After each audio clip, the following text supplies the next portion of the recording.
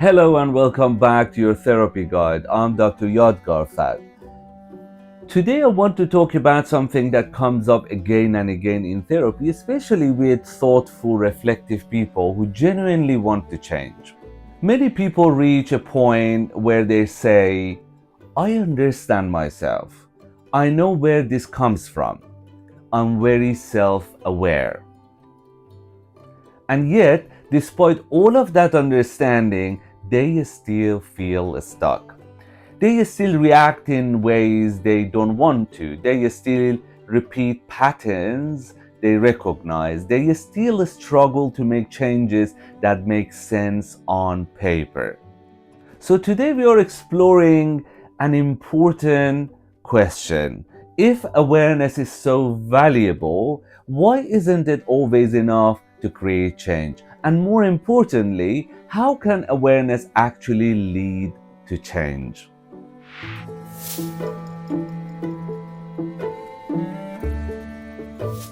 We live in a time where psychological awareness is everywhere. People understand anxiety, trauma, attachment, boundaries, emotional regulation. Mental health language has become part of everyday conversation. Many people can describe their difficulties with real clarity. They know when a pattern started, what triggers it, how it plays out, what is connected to, and still nothing shifts. This creates a painful paradox. The more aware someone becomes, the more frustrated they sometimes feel. Because awareness alone can quietly turn into the question, if I know this, why can't I change it? That question often becomes self-blame.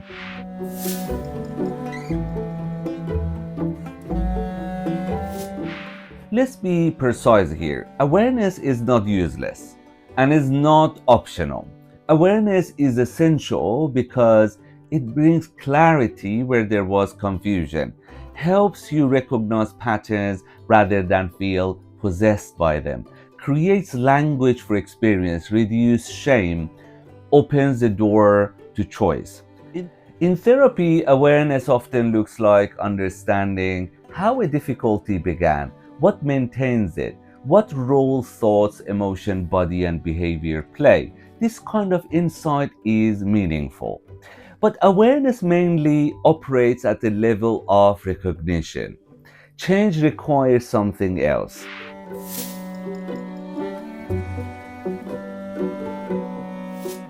Here is the key shift. Most people try to use awareness when they are already activated. They try to think their way out of anxiety, anger, shame, fear, overwhelm. But when emotional intensity is high, the thinking part of the brain is no longer leading. The nervous system is.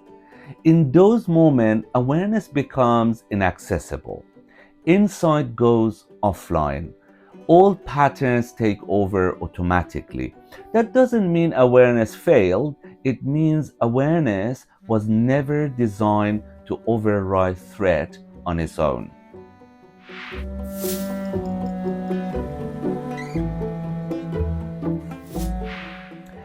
This is one of the most important distinctions in therapy. You can be fully aware of a pattern and still not be able to regulate it in the moment. You can understand your anxiety and still feel flooded. You can know your reaction is unhelpful and still react. But why? Because awareness is a cognitive process. Regulation is a physiological process. Change happens when these two begin to work together.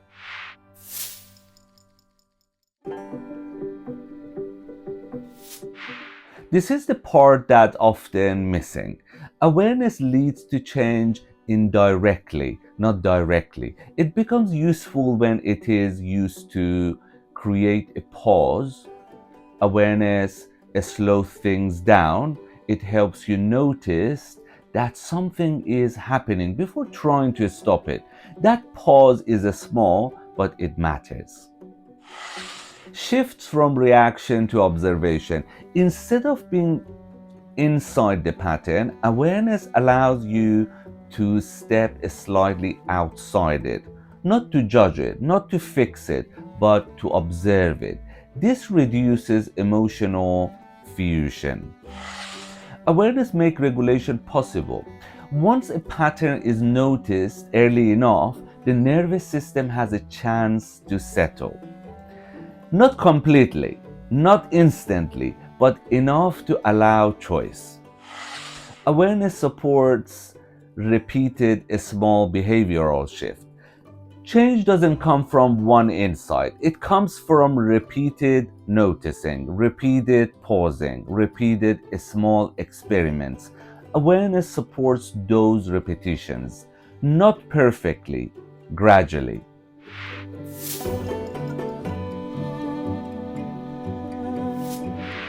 Many highly insightful people struggle because they expect awareness to do the work for them.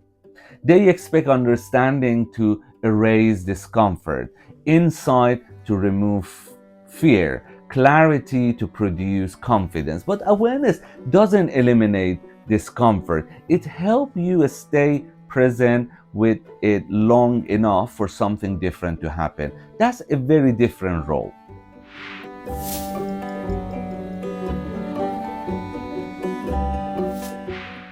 Without support, awareness can become harsh. People start using insight as a weapon. I know better.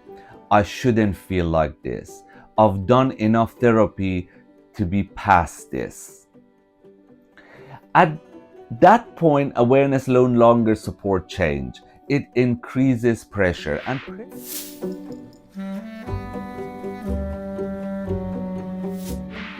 therapy doesn't just increase awareness, it helps you time it, pace it, ground it, translate it into lived experience. Therapy works with emotion, body, behavior, avoidance, repetition, relationship. Awareness becomes one part of larger change process.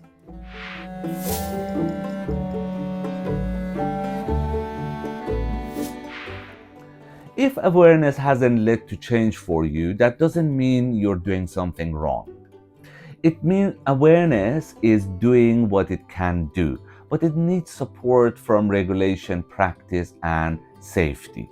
Awareness opens the door. Change happens by walking through it, slowly, with patience, often alongside another person.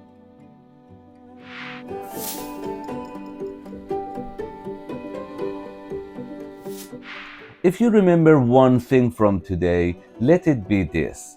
Awareness is not the end of the journey. It is the beginning of relationship with yourself. Change comes from how you use awareness, not to control, not to criticize, but to notice, pause, and respond differently over time. If you ever felt frustrated with yourself for understanding your difficulties but still struggling to change, I hope this episode offers some relief. Struggling doesn't mean you lack insight. Often it means your system needs more than understanding. It needs time, regulation, and compassion. Thank you for joining me today on your therapy guide. If you found this episode helpful, please subscribe and share it with someone who might benefit.